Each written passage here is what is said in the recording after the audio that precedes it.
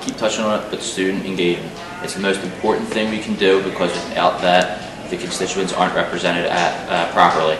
And if you can't do that, then you can't accomplish the tuition, the off-campus housing, the town and gown. We need to make sure that we reach out to every single student to make sure that we can band together and we can accomplish things as one. First and foremost, the most important quality I think a leader and a president could have is dedication, because without dedication, you can't accomplish the small things, let alone the big things.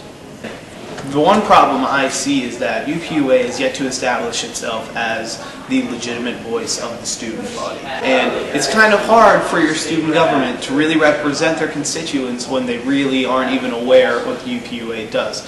If UPUA itself can work together in conjunction with each other and hold themselves more accountable for reaching out to the constituents, then they'll be able to establish UPUA as a more legitimate voice for the student body. We can't sit back and let students find out what we're doing after the fact. It can't be in the paper and then students read about it. They have to know before it's in the paper and before we go to meet with people, so that their voices can be heard. I feel that we have a deep connection with the entire student body. We're just typical average students, middle-class students, and I feel as though that can definitely foster a good relationship between our constituents.